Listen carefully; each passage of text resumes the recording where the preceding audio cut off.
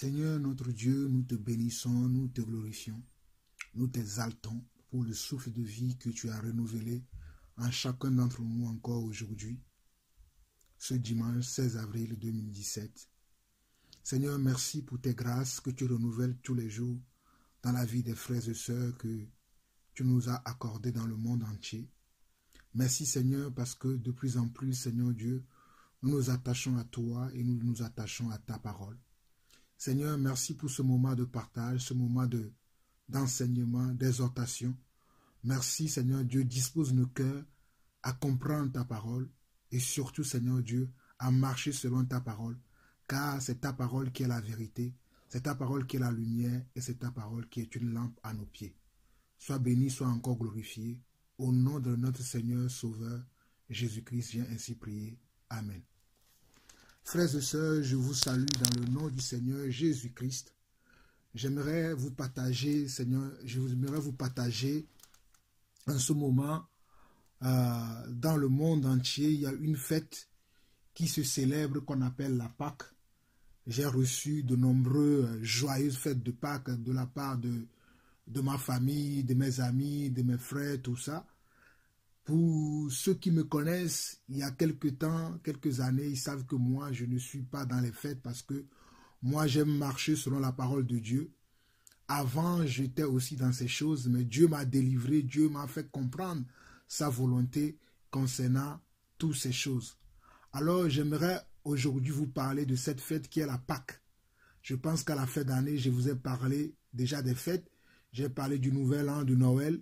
Mais aujourd'hui, puisqu'on parle de la fête de Pâques et que j'ai beaucoup de réactions un peu partout dans le monde entier, des questions aussi, et il m'a semblé bon de faire une petite courte vidéo, un enseignement pour pouvoir éclairer les gens qui ne connaissent pas encore cette fête-là, qui ne connaissent pas l'origine de cette fête. Alors, j'aimerais vous dire que déjà, vous pouvez vous servir d'Internet parce qu'aujourd'hui, nous avons la facilité de pouvoir chercher par rapport à Internet.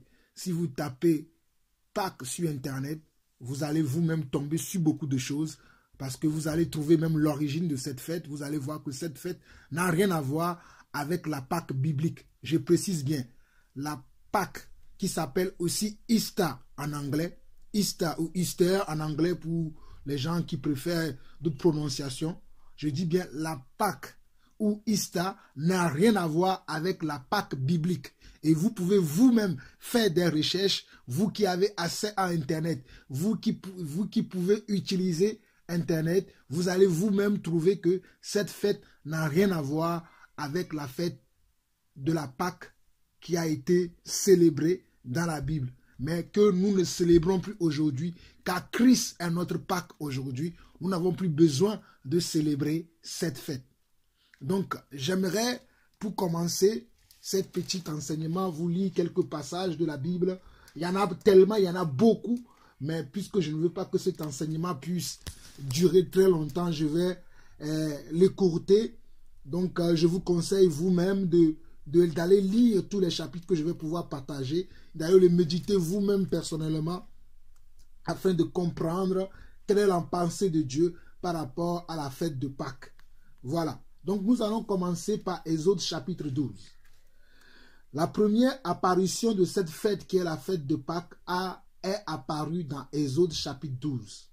Je dis bien, la première apparition de cette fête, la fête de Pâques, est apparue pas la fête de Pâques qu'on fait dans le monde aujourd'hui, mais la vraie fête de Pâques biblique qui a été instituée, instaurée par notre Seigneur, notre Dieu. C'était dans Exode chapitre 12 et c'était à Moïse que le Seigneur avait adressé cette parole. Donc lisons sans plus tarder la parole de Dieu. Exode 12.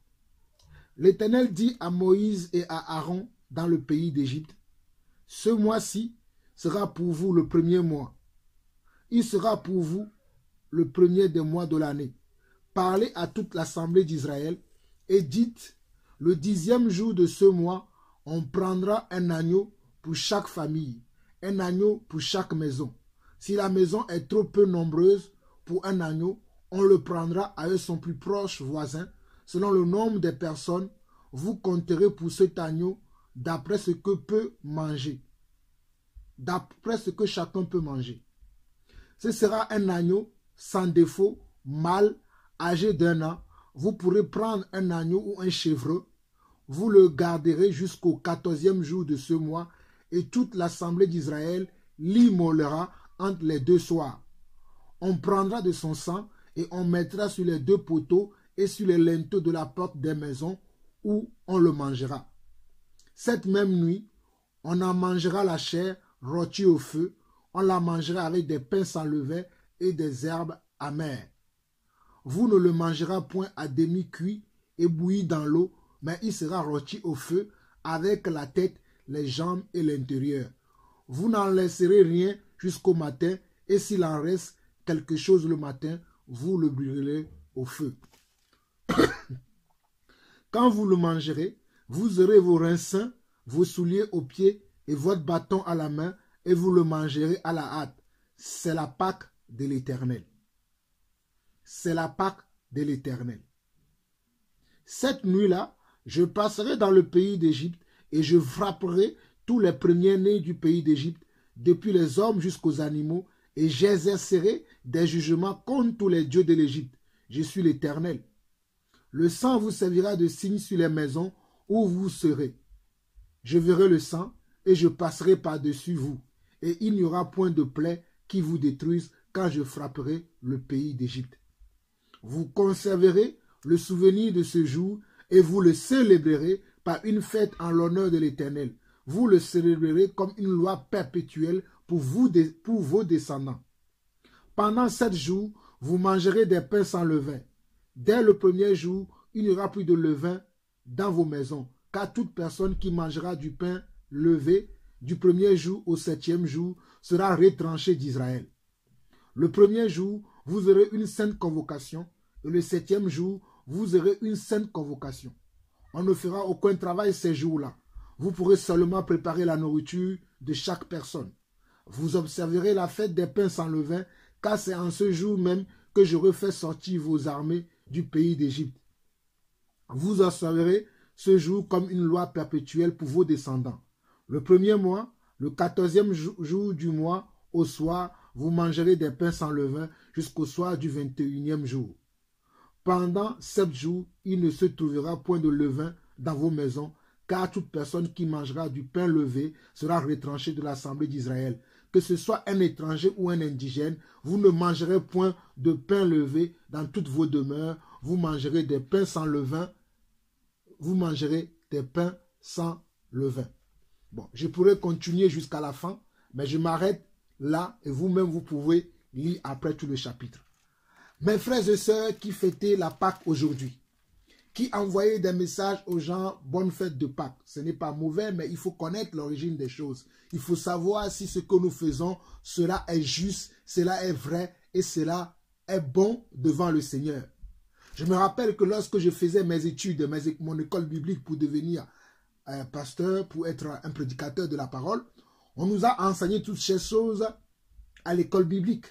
Mais après que Dieu m'a ouvert les yeux, après que Dieu m'a fait sortir du système religieux, j'ai fait moi-même des études approfondies pour connaître la pensée de Dieu par rapport à toutes ces choses qui se font dans les milieux chrétiens aujourd'hui. Les gens le font sans avoir une conviction de ce qu'ils font. Je dis bien, les gens font des choses, mais ils ne savent même pas ce qu'ils font. Si tu poses la question à quelqu'un aujourd'hui, quelle est la signification de la Pâque? Il ne comprendra pas ce que c'est que la Pâque. Pourtant, il fête la Pâque. Il n'y a pas que la Pâque, il y a Noël, il y a Assomption, Pentecôte, il y a plusieurs fêtes que des chrétiens fêtent aujourd'hui sans connaître l'origine, sans savoir le pourquoi. C'est pour cela que mes frères, vous devez vous-même faire des recherches. Vous devez même vous-même faire des recherches pour savoir ce que on vous enseigne aujourd'hui dans les églises, dans les bâtiments, dans les temples faits de mains des hommes. Est-ce que cela est agréable devant Dieu? Parce que nous devons vivre dans ce siècle en faisant uniquement ce qui est agréable devant Dieu. Nous ne pouvons pas faire des choses parce que tout le monde le fait, parce que tout le monde agit de la sorte. Moi aussi, je vais faire comme ça parce que c'est ce qui est à la mode aujourd'hui. Non, nous ne marchons pas par la mode et nous ne marchons pas par la vue. Mais nous marchons par la foi, nous marchons par la parole de Dieu. Frères et sœurs, il est important que je puisse vous dire que nous ne marchons pas par la majorité des choses qui se font sur la terre. Nous savons que dans le monde dans lequel nous vivons, c'est la majorité qui l'emporte. Mais dans le royaume de Dieu, ce n'est pas la majorité qui l'emporte. Dans le royaume de Dieu, c'est la parole de Dieu qui l'emporte. C'est la pensée de Dieu qui l'emporte. C'est les commandements de Dieu qui l'emportent. C'est la façon de faire de Dieu qui l'emporte. C'est pour cela que je précise et je persiste et je signe que nous devons marcher uniquement par la foi et par la parole de Dieu et non pas la mode et non pas ce qui se fait partout aujourd'hui parce qu'un tel fait, dans telle église on fait, dans telle assemblée on fait, moi aussi je vais faire. Non, nous faisons uniquement ce qui est fait dans la parole de Dieu. Alors, je vais revenir pour vous interpréter ces quelques passages que je viens de lire dans Exode chapitre 12, le premier passage dans la Bible dans laquelle on trouve ce mot, la Pâque. On trouve cette fête, la Pâque. À l'époque, le Seigneur Dieu, notre Dieu Tout-Puissant, avait instauré cette fête pour libérer son peuple ou bien pour sauver son peuple parce qu'il avait prévu de pouvoir détruire les enfants des Égyptiens. Et pour ne pas détruire son peuple, pour ne pas détruire ses bien-aimés, Dieu a institué cette fête afin d'épargner son peuple.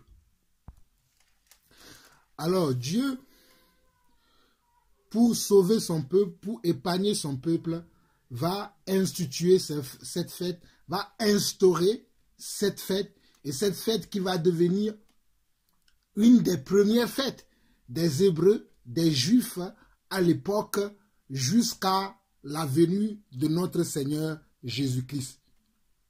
Je dis bien que cette fête va être la fête, la toute première des fêtes que les Juifs, les Hébreux vont célébrer jusqu'à la venue de notre Seigneur Jésus-Christ pour les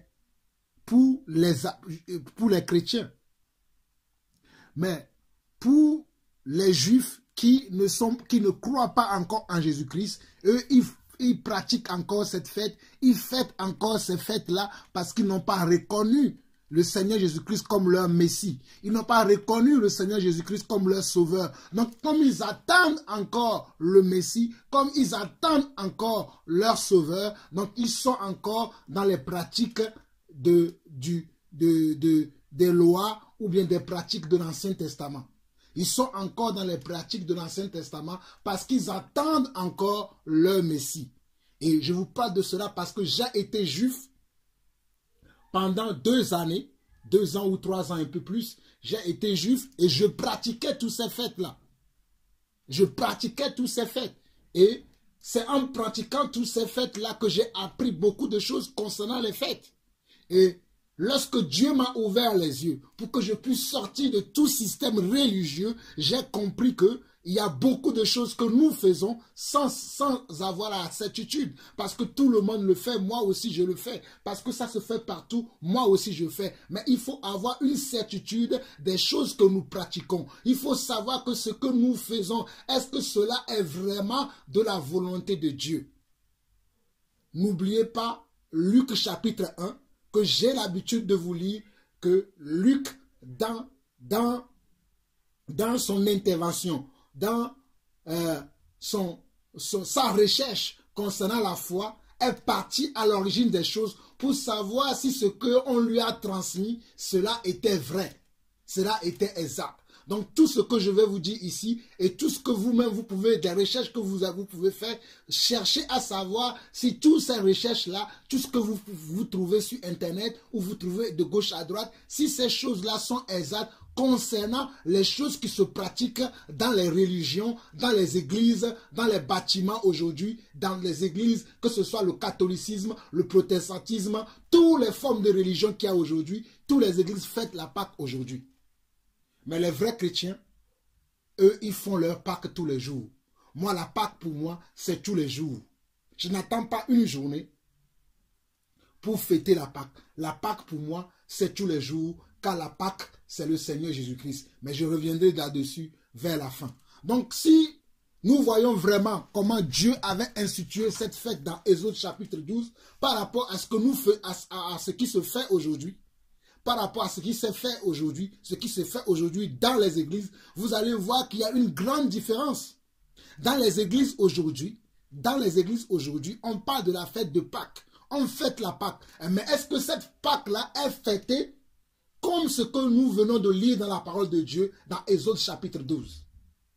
Je vais relire pour vous afin que vous compreniez la pensée de Dieu par rapport à la fête de Pâques et le comparer à ce qu'on voit aujourd'hui pour voir si ce qu'on fait aujourd'hui dans les églises et ce qui est écrit dans la parole de Dieu, est-ce qu'il y a comment une ressemblance là-dedans? Est-ce qu'il y a comment une similitude là-dedans? S'il n'y a pas de similitude, s'il n'y a pas de ressemblance, la fête de Pâques que vous fêtez aujourd'hui n'a rien à voir avec la Pâque de Jésus-Christ, avec la Pâque de Dieu, avec la Pâque que notre Dieu, Yeshua, avait instaurée, que Elohim, Adonai, avait instaurée.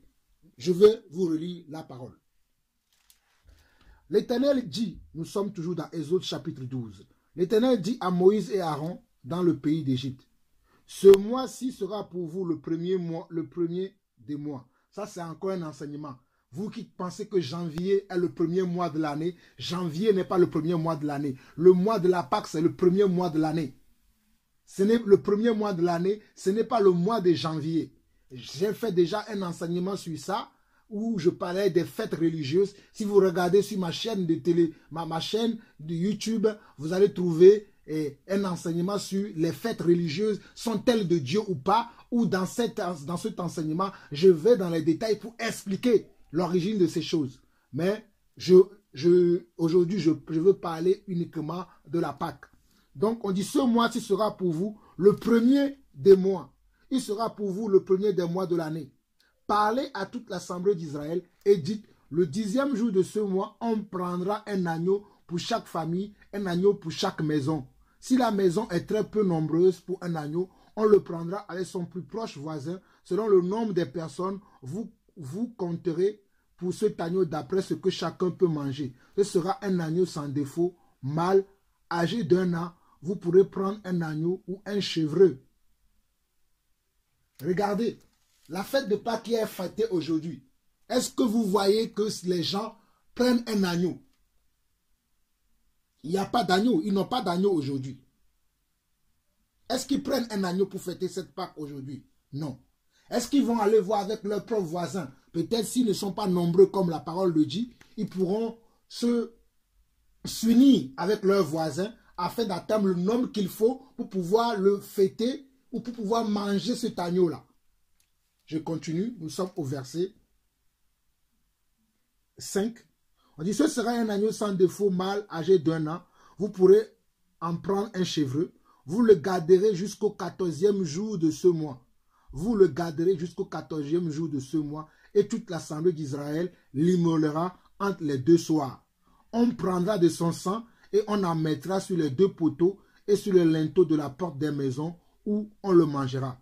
Cette même nuit, on en mangera la chair rôtie au feu, on la mangera avec des pains sans levain et des herbes amères. Vous ne le mangerez point à demi-cuit et bouilli dans l'eau, mais il sera rôti au feu avec la tête, les jambes et l'intérieur. Vous n'en laisserez rien jusqu'au matin et s'il en reste quelque chose le matin, vous le brûlerez au feu.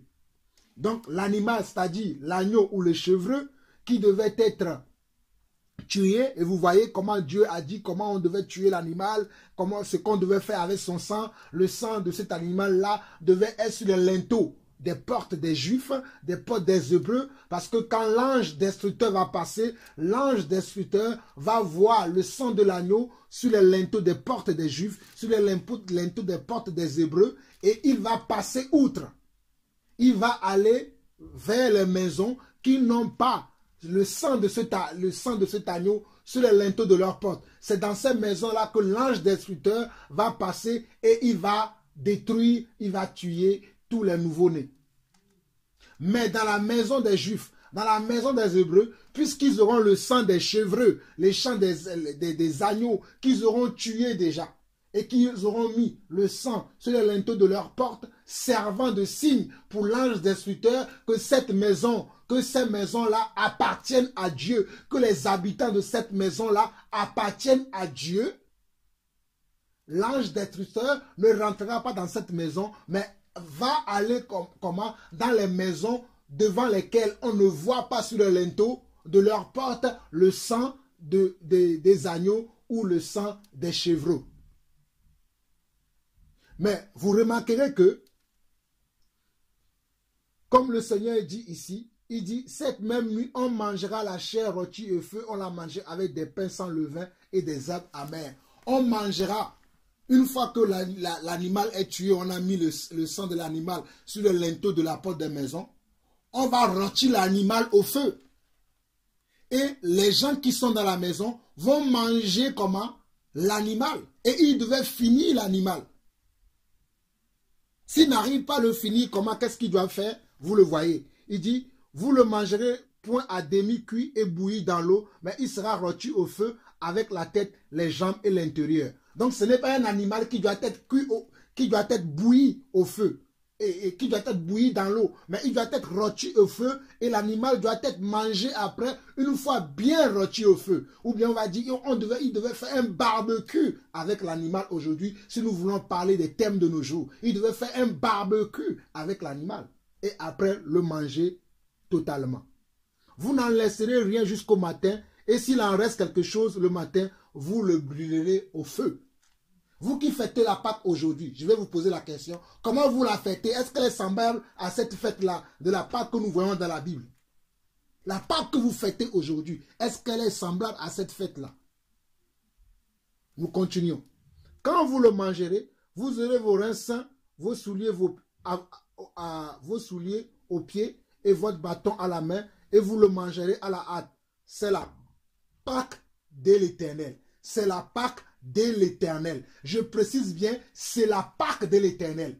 La Pâque que vous voyez dans le monde n'est pas la Pâque de l'Éternel. Frères et sœurs, soyons sérieux avec Dieu. Soyons sérieux dans les choses de Dieu. La Pâque que nous voyons dans le monde aujourd'hui, dans les églises de nos jours, n'est pas la Pâque de l'Éternel. Parce que la Pâque de l'Éternel est différente de la Pâque des hommes. Ça, c'est une fête païenne qui a été transformée à une fête religieuse, à une fête chrétienne. Mais ce n'est pas la Pâque de mon Seigneur Yeshua, Amashia. Donc, vous ne devez pas fêter les fêtes qui sont des fêtes païennes et croire que vous fêtez la Pâque de Dieu. Regardez, ça, c'est la Pâque de l'Éternel. La Pâque qu'on fête aujourd'hui, est-ce qu'elle est fêtée comme ce que nous voyons dans la Bible aujourd'hui? Je continue. Nous sommes au verset 12 d'Exode. Exode chapitre 12, verset 12. Cette nuit-là, je passerai dans le pays d'Égypte et je frapperai tous les premiers-nés du pays d'Égypte, depuis les hommes jusqu'aux animaux, et j'exercerai des jugements contre tous les dieux de l'Égypte. Je suis l'Éternel. Le sang vous servira de signe sur les maisons où vous serez. Je verrai le sang et je passerai par-dessus, et il n'y aura point de plaie qui vous détruise quand je frapperai le pays d'Égypte. Regardez. Donc, le sang des animaux, je viens d'expliquer cela, on vient de le voir. Le sang des animaux, c'est-à-dire des agneaux ou des chevreux qui seront tués ce jour-là, et on va mettre leur sang sur les linteaux de porte des Hébreux, c'est ça qui va servir de signe entre les enfants de Dieu et Dieu lui-même. Et lorsque Dieu va envoyer l'ange destructeur va voir le sang là sur les linteaux des portes de ses enfants, et il ne va pas les détruire, il va aller détruire toutes les autres maisons qui n'ont pas ce sang. Qui n'ont pas ce sang sur les linteaux de leurs portes. Je dis bien toutes les maisons qui n'ont pas ce sang-là sur les linteaux de leurs portes, l'ange destructeur va rentrer dans ces maisons-là et il va détruire tout le monde. Il va détruire pas tout le monde, mais il va détruire tous les nouveau-nés. Selon l'histoire dans la Bible. Donc, mes frères et sœurs, vous comprenez que on ne peut pas blaguer avec les choses de Dieu. On ne peut pas faire n'importe quoi avec les choses de Dieu. Toi qui prétends fêter la Pâque aujourd'hui, est-ce que ta Pâque que tu fêtes, elle est conforme à ce qui se fait dans la Bible? Et vous allez voir qu'au travers de cette fête maintenant, Dieu va le faire. Cette fête va devenir une fête comment? Perpétuelle, jusqu'à l'avènement de notre Seigneur Jésus-Christ. Cette fête, c'était la première fois. C'était la première fois que Dieu avait institué cette fête. C'était de cette manière-là. Mais après, elle va devenir une fête solennelle. Elle va devenir une fête perpétuelle, une loi perpétuelle. C'est là que nous allons lire maintenant les versets suivants. Le verset 14, nous sommes toujours dans Exode 12. Vous conserverez le souvenir de ce jour et vous le célébrerez par une fête en l'honneur de l'Éternel. Vous le célébrerez comme une loi perpétuelle pour vos descendants. Comment est-ce que Dieu a fait que cette fête-là est devenue une fête perpétuelle? Cette fête est devenue une fête perpétuelle jusqu'à l'avènement de notre Seigneur Jésus-Christ. J'aimerais bien insister sur ce point. La fête de la Pâque, pour la première fois que Dieu l'avait instituée, vous pouvez lire Exode chapitre 12, du verset 1 jusqu'au verset 13. C'était d'abord pour sauver comment? C'était d'abord pour sauver son peuple en Égypte. Parce que Dieu avait besoin de faire un miracle en Égypte. Dieu avait besoin de démontrer qu'il est le Dieu Tout-Puissant. Il avait besoin de montrer à Pharaon qu'il était le Dieu qui décide de la vie de ceux qui vont vivre et ceux qui vont périr. Et Dieu, pour comment? Sauver son peuple, pour épargner son peuple, pour libérer pour son peuple, va instituer cette fête, la fête de Pâques. Et il va donner les détails comment ces enfants qui étaient juifs, qui étaient hébreux et qui étaient en esclavage en Égypte devaient comment célébrer cette fête, devaient manifester leur joie, devaient préparer cette fête. Il va leur donner tous les détails de cette fête. Il va leur donner le modèle de cette fête. Et c'est ce que nous voyons. Comme quand il leur dit que non, si une famille n'est pas nombreuse, pour pouvoir prendre un agneau ou un chevreux, il peut le prendre avec son proche voisin et pour pouvoir être le nombre qu'il faut avant de pouvoir prendre le chevreux ou l'agneau. Vous voyez tous ces détails-là. Mais aujourd'hui, la fête de Pâques que nous voyons dans le monde aujourd'hui n'a rien à voir avec celle-là. Je dis bien, elle n'a rien à voir avec celle-là. Maintenant, la première partie, la première option, la première partie de cette fête, c'était pour sauver son peuple. Mais une fois que le peuple est sauvé, Dieu va leur donner comme une loi maintenant. Il va dire maintenant que cette loi, cette fête sera pour vous maintenant une fête que vous devez célébrer chaque année. Et c'était une fête qui était célébrée chaque année chez les Juifs. Et comme je l'ai dit précédemment, les Juifs qui n'ont pas reconnu le Seigneur Jésus comme leur Seigneur et leur Sauveur, fêtent encore de nos jours cette fête. Je dis bien les Juifs qui n'ont pas reconnu le Seigneur Jésus comme leur Seigneur et leur Sauveur, aujourd'hui, ils fêtent encore cette fête.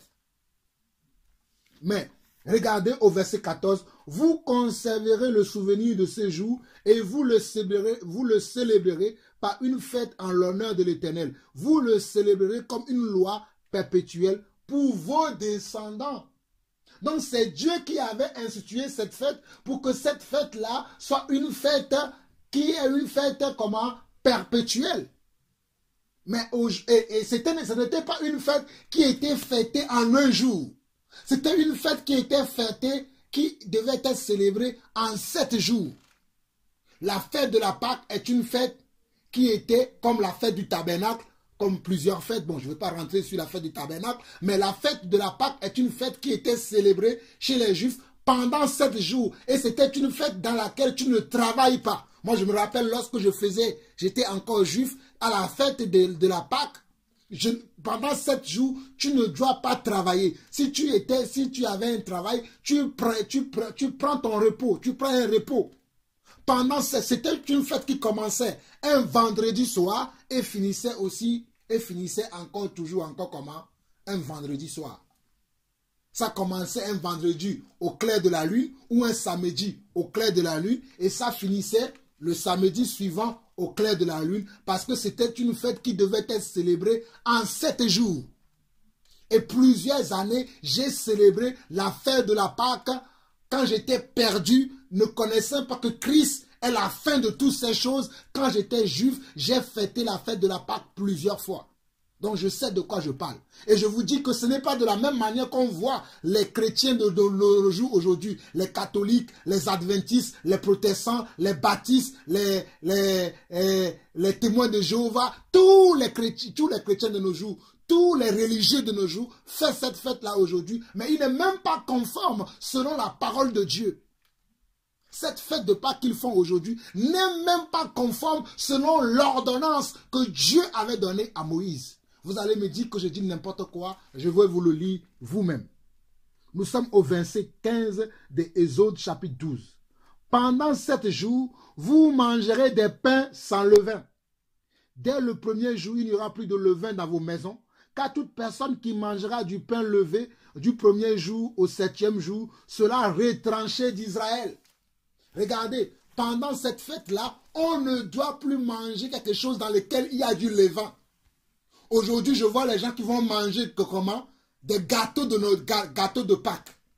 Ils vont manger des gâteaux de Pâques. Et vous savez que les gâteaux aujourd'hui, pour faire lever les gâteaux aujourd'hui, il y a comment quoi dedans? Il y a du levain dedans. Vous voyez, des gens aujourd'hui, ils vont manger beaucoup de choses dans lesquelles, même les pains qu'ils vont utiliser à table. Pour nous qui sommes en France, vous connaissez les pains que les Français ils mangent aujourd'hui. Les pains que les Français mangent aujourd'hui. Il y a quoi dedans? Il y a du levain dedans. Le levain qui signifie le péché. Le levain qui signifie quoi? Le péché. Donc vous devez faire quoi? Il dit, pendant 16 jours, vous mangerez des pains sans levain. Dès le premier jour, il n'y aura plus de levain dans vos maisons, car toute personne qui mangera du pain levé du premier jour au 7e jour sera retranchée d'Israël. Le premier jour, vous aurez une sainte convocation, et le 7e jour, vous aurez une sainte convocation. On ne fera aucun travail ces jours-là. On ne fera aucun travail ces jours-là. Pendant 7 jours, si tu es médecin, tu dois prendre congé de ton travail. Si tu étais enseignant, tu dois prendre congé de ton travail. Si tu es commerçant, tu fermes tes boutiques. Si tu es agriculteur, tu ne cultives plus la terre, mais tu restes en repos pendant 7 jours. C'est comme ça que la fête de la Pâque était fêtée dans la Bible selon le Seigneur. Nous continuons. Vous pourrez seulement préparer la nourriture de chaque personne. Et pendant cette fête de la Pâque, on préparait simplement ce que nous avons à manger tous les jours pendant ces 7 jours-là. On ne travaille pas, mais on ne fait que manger et on prie pendant ces 7 jours-là. On adore le Seigneur, on prie. Moi, à l'époque, quand j'étais juif, pendant ces 7 jours-là, on était tous ensemble dans le tabernacle, dans le lieu que le souverain sacrificateur, ou bien on appelle le rabbin, a décidé que c'est là où on va faire la fête. Qu'est-ce qu'on faisait? On se rassemblait tous à ce lieu-là, chacun sous sa tente. Et on faisait quoi? On mangeait. Et une fois qu'on a fini de manger, on rentre au temple, on va prier. On sort du temple, on mange. Après avoir mangé, on va prier, on va adorer le Seigneur, on va manger, on va prier, on va adorer le Seigneur. Pendant 7 jours, on demandait des pardons à nos péchés, on glorifiait le Seigneur, et pendant 7 jours, on faisait cela. Personne ne travaillait. Et je dis bien, personne ne travaillait. Mais aujourd'hui, la fête de la Pâque est fêtée en un seul jour. Un seul dimanche. Bon, il y a un lundi de Pâques, c'est un jour de repos. Mais la fête de la Pâque est fêtée en un seul jour. Est-ce que cela est conforme à la parole? Est-ce que cela est conforme? Si vous voulez même fêter cette fête, qui n'est même plus d'actualité, vous voulez la fêter, mais vous ne la fêtez même pas selon la parole. Parce que les Juifs, ils le font encore selon la parole. Mais vous qui voulez suivre vous qui voulez suivre les choses qui ne sont plus d'actualité, mais vous ne les célébrez même pas selon ce qui est écrit dans la parole. Selon ce qui est écrit dans la parole, cette fête doit être célébrée comment? En 7 jours avec des pains sans levain. On ne doit pas manger quelque chose dans laquelle il y a du levain. On ne doit pas travailler. Beaucoup d'entre nous ont travaillé jusqu'à samedi, jusqu'à vendredi. Mais ils prétendent qu'ils vont fêter. Et là, ils vont fêter qu'aujourd'hui, et demain ou après-demain, ils vont reprendre le travail. Donc, ce n'est pas la Pâque de l'Éternel. Ce n'est pas la Pâque de l'Éternel. Nous allons voir, là où nous avons vu comment cette fête-là doit être fêtée. La fête doit être célébrée. La fête de la Pâque. Nous avons vu son origine, le pourquoi du comment Dieu avait instauré cette fête. Pour la première raison, Dieu voulait comment sauver son peuple. Il voulait libérer son peuple. Il voulait honorer son peuple. Il voulait faire un miracle en Égypte. Il voulait libérer son peuple. Il voulait honorer son peuple. C'était pour la première raison qu'il avait instauré cette fête. Et la deuxième raison, cette fête est devenue comment? Une fête comment? Perpétuelle, une loi perpétuelle qui a été instituée par Dieu lui-même. Ce ne sont pas les hommes qui ont institué cela, mais c'est Dieu qui l'avait institué. Mais vous allez me dire pourquoi cette fête qui est perpétuelle n'est plus encore d'actualité aujourd'hui. Mais nous allons le voir dans la suite. Nous continuons pour voir. Nous allons voir dans Lévitique 23. Lévitique 23 qui parle aussi des fêtes que les fêtes que le Seigneur a données à son peuple. Et je ne vais pas parler de toutes les fêtes, mais je vais rester que sur la fête de la Pâque. Et si vous voulez en connaître davantage, comme je viens de vous le dire, je l'ai dit dans l'enseignement précédent, à la fin de l'année, sur les fêtes religieuses sont-elles de Dieu. Et je publierai dans cet enseignement, je publierai dans les commentaires cet enseignement que j'ai déjà fait à la fin de l'année, dans laquelle il y a beaucoup plus de détails que je ne vais pas étaler ici dans cet enseignement pour ne pas trop faire durer la vidéo parce qu'il y a beaucoup de gens qui n'arrivent pas à suivre les vidéos qui sont longues. Donc j'aime écourter pour que beaucoup puissent le suivre et comprendre au fait l'essentiel. Donc je ne vais pas m'attarder beaucoup sur certains points. Alors, nous sommes dans Lévitique 23 maintenant. Lévitique 23. Nous allons lire à partir du verset 4. Voici les fêtes de l'Éternel, les saintes convocations que vous publierez à leur temps fixé. Donc, il y avait un temps fixé pour chaque fête. Il y avait un temps fixé pour chaque fête. Voici les fêtes de l'Éternel, les saintes convocations que vous publierez à leur temps fixé. Le premier mois, le 14e jour du mois, entre les deux soirs, ce sera la fête de la Pâque de l'Éternel. Regardez, le premier mois, le 14e jour du mois, entre les deux soirs, ce sera la Pâque de l'Éternel. Donc, la Pâque de l'Éternel était fêtée comment? Le premier mois de l'année. Et pour nous, le premier mois de l'année n'est pas janvier. Allez suivre mon enseignement dont je vous parlais tout à l'heure. Vous allez voir, j'ai cité tous les mois hébreux. Je ne veux pas trop durer et là, dans cet enseignement. Le premier mois de l'année, c'est le 14e jour de ce mois-là que la fête de la Pâque était célébrée.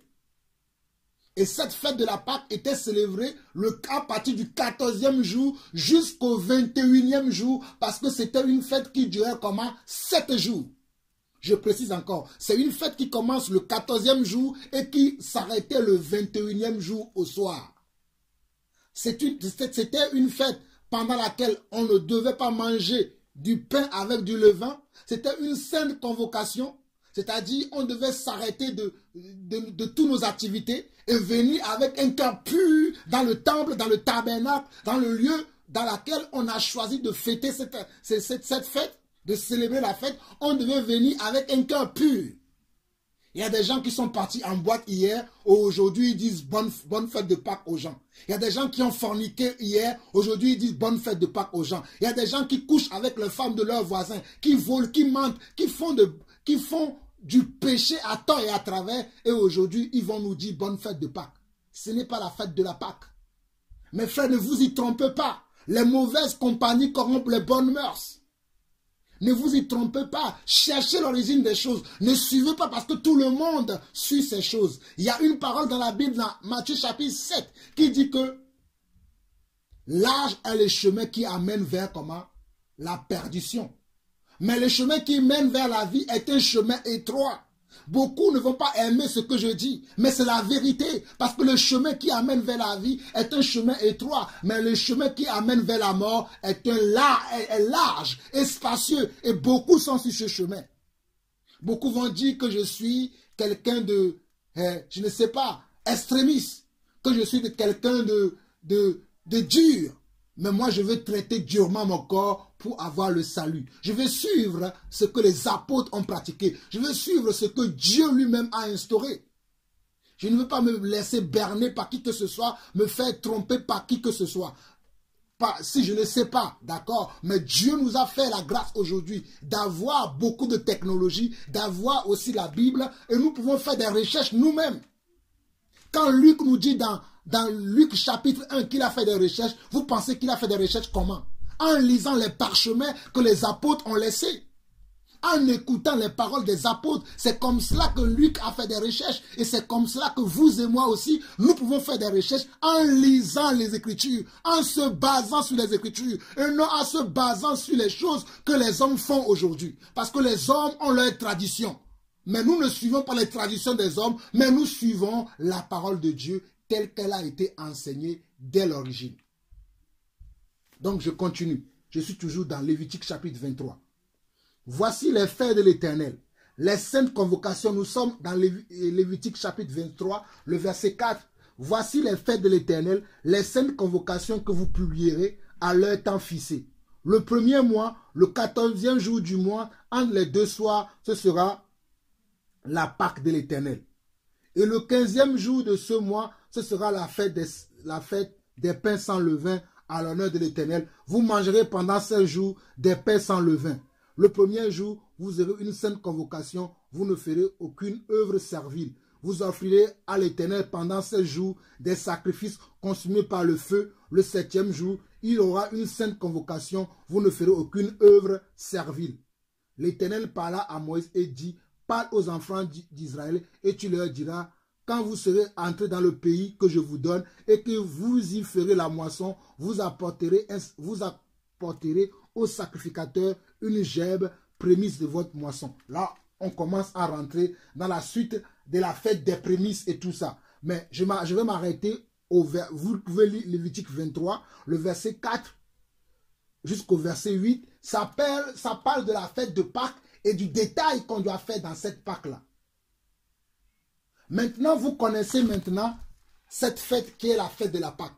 Vous savez pourquoi Dieu l'a instituée et vous savez comment Dieu voulait qu'on la célèbre. Je dis premièrement, cette fête avait été instituée par notre Dieu pour délivrer son peuple, pour honorer son peuple et pour faire un miracle, un grand signe aux yeux de Pharaon afin que Pharaon reconnaisse que c'est Dieu qui a toujours le dernier mot et que c'est Dieu qui peut changer toutes choses. C'est Dieu qui a comment? La même mise sur les temps et les circonstances. Les hommes n'ont pas la même mise sur les temps et les circonstances. Mais Dieu a la même mise sur toutes choses. Ça, c'était la première raison. La deuxième raison, il leur a donné cela aussi comme une fête. Afin que, pendant cette fête-là, que le peuple puisse venir devant lui et s'humilier. Que le peuple puisse venir devant lui offrir des sacrifices. Parce que pendant cette fête, tous les jours de cette fête, le souverain sacrificateur entrait dans le lieu saint et tuait tous les jours comment? Les taureaux, les agneaux, les choses que vous connaissez, que nous allons voir tout de suite dans le livre d'Hébreux.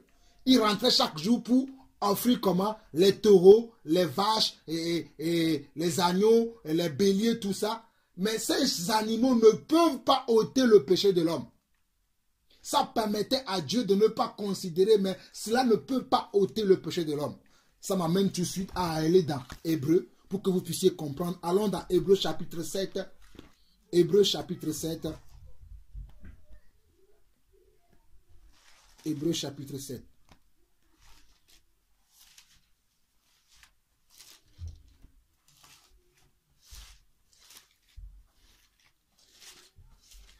Hébreux chapitre 7 nous dit ceci. Hébreux chapitre 7, à partir du verset 11. Hébreux chapitre 7, à partir du verset 11. Si donc la perfection avait été possible par le sacerdoce lévitique, car c'est sur ce sacerdoce que repose la loi donnée au peuple. Nous savons que la fête de la Pâque faisait partie aussi des lois que Dieu a données à son peuple. Souvenons-nous des autres chapitres 12, dans laquelle le Seigneur Dieu va leur dire que cela soit maintenant pour vous une loi perpétuelle. Parce que la fête de la Pâque fait partie des lois instaurées dans l'ancienne alliance. Dans l'Ancien Testament, la fête de la Pâque, la fête des tabernacles, le jour de l'expiation, ainsi de suite, et toutes ces fêtes-là font partie des lois comment? Cérémonielles. Et nous savons que Jésus-Christ est apparu pour abolir comment? Les lois cérémonielles.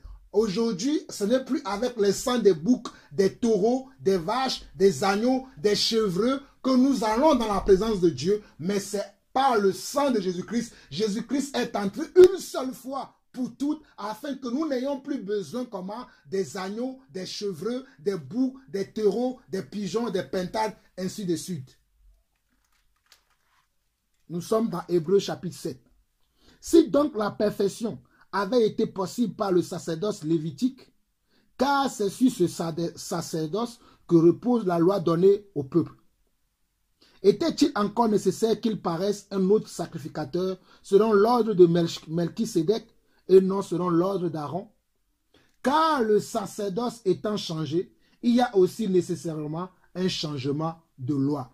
Car le sacerdoce a été comment? Changé. Le sacerdoce lévitique qui reposait sur les lois cérémonielles, les lois sacrificielles, qui reposait sur les lois perpétuelles, ont été abolis. Aujourd'hui, nous ne dépendons plus des lois cérémonielles. Mais pour aller dans la présence de Dieu, nous avons besoin simplement d'invoquer le nom de Jésus-Christ. Car quiconque invoquera le nom du Seigneur Jésus sera sauvé. Et tout ce que vous demanderez à mon nom, je le ferai. Jean 14.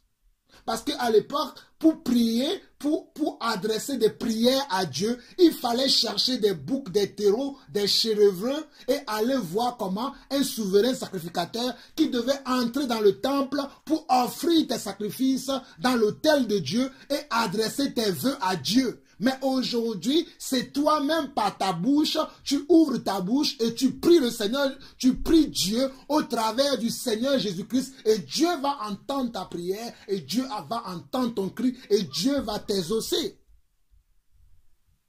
Car tout ce que vous demanderez à mon nom, je le ferai. Car quiconque invoquera le nom du Seigneur sera sauvé. Vous comprendrez encore plus mieux quand nous allons avancer.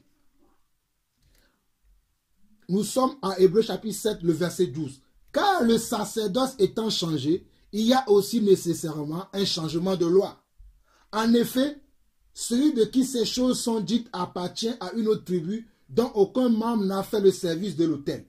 Car il est notoire que notre Seigneur est sorti de Juda, tribu dont Moïse n'a rien dit pour ce qui concerne le sacerdoce. Bon, pour ne pas trop durer, nous allons aller plus vite. Bon, continuons quand même parce que c'est important. Cela est plus évident, nous sommes au verset 15. Cela devient plus évident encore quand il paraît un autre sacrificateur à la ressemblance de Melchisédek, institué non d'après la loi d'une ordonnance charnelle, mais selon la puissance d'une vie impérissable. Car ce témoignage lui est rendu, tu es sacrificateur pour toujours selon l'ordre de Melchisédek. Il y a ainsi abolition d'une ordonnance antérieure. Il y a ainsi abolition. Il y a ainsi abolition. Le mot abolition veut dire disparition. Le mot abolition est synonyme du mot disparition. Il y a ainsi abolition d'une ordonnance antérieure à cause de son impuissance et de son inutilité. Car la loi n'a rien amené à la perfection et introduction d'une meilleure espérance par laquelle nous nous approchons de Dieu. Car la loi, les lois cérémonielles, venues avec les sangs des boucs, les sangs des taureaux, n'a amené rien à la perfection. Donc il y a abolition de cette ordonnance antérieure-là. Nous continuons. Et cela n'a pas eu lieu sans serment. Car les Lévites sont devenus sacrificateurs sans serment. Mais Jésus-Christ l'est devenu avec serment par celui qui lui a dit, le Seigneur a juré et il ne se repentira pas. Tu es sacrificateur pour toujours, selon l'ordre de Melchisédek. Jésus est par cela même le garant d'une alliance plus excellente. De plus, il y a eu des sacrificateurs en grand nombre parce que la mort les empêchait d'être permanents. Mais lui, parce qu'il demeure éternellement, possède un sacerdoce qui n'est pas transmissible. Jésus-Christ possède un sacerdoce qui n'est pas comment transmissible. C'est aussi pour cela qu'il peut sauver parfaitement ceux qui s'approchent de Dieu par lui, étant toujours vivant pour intercéder en leur faveur. Il nous convenait en effet d'avoir un souverain sacrificateur comme lui, saint, innocent, sans tache, séparé des pécheurs et plus élevé que les cieux. Vous voyez? Donc, c'était très important que vous compreniez cela. C'est Jésus-Christ qui vient maintenant remplacer toutes les choses qui étaient perpétuelles dans l'alliance de Moïse, dans les lois que Dieu avait données à Moïse. Il y avait des choses qui étaient perpétuelles. Il y avait des lois cérémonielles qui étaient perpétuelles, notamment les fêtes là. En Jésus-Christ, il n'y a plus de fêtes. En Jésus-Christ, je n'ai plus besoin d'attendre le premier jour d'un mois, ou bien le 14e jour du premier mois, ou le 17e jour d'un mois, pour fêter une fête. Mais tous les jours, je peux célébrer Jésus-Christ. Et tous les jours, je célèbre Jésus-Christ. Continuons dans le chapitre 8 d'Hébreux. Il dit, le point capital de ce qui vient d'être dit, c'est que nous avons un tel souverain sacrificateur qui est assis à la droite du trône de la majesté divine dans les cieux, comme ministre du sanctuaire et du véritable tabernacle qui a été dressé par le Seigneur et non par un homme. Tout souverain sacrificateur est établi pour présenter les offrandes et des sacrifices.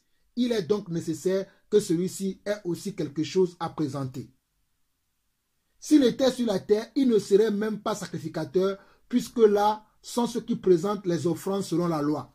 Il célèbre un culte, image et ombre des choses célestes, comme Moïse en fit divinement averti lorsqu'il allait construire le tabernacle. Aie soin, lui dit-il, de tout faire d'après le modèle qui t'a été montré sur la montagne. Regardez, aie soin de faire les choses d'après le modèle qui t'a été montré sur la montagne. Mais le modèle de la fête de la Pâque, est-ce que c'est le modèle que nous voyons aujourd'hui dans les assemblées? Absolument non, mes frères. Le modèle de la fête de la Pâque aujourd'hui n'a rien à voir avec le modèle de la fête de la Pâque de la Bible. Il y a même les œufs de Pâques aujourd'hui. Il y a des chocolats de Pâques. Il y a de n'importe quoi aujourd'hui. Ce qui n'a rien à voir avec la fête de la Pâque de Dieu. Comme j'ai dit, je ne veux pas trop rester sur ces choses, j'avance. Verset 6. Mais maintenant, il a obtenu un ministère d'autant supérieur qu'il est le médiateur d'une alliance plus excellente qui a été établie sur de meilleures promesses. En effet, si la première alliance avait été sans défaut, il n'aurait pas été question de la remplacer par une seconde. La première alliance nous parle de quoi? Nous parle des lois cérémonielles, des choses qui se faisaient dans la loi. Il est question ici de la remplacer parce que cette alliance-là avait des défauts. C'est pour ça qu'on nous dit ici, en effet, si la première alliance avait été sans défaut, il n'aurait pas été question de la remplacer par une seconde.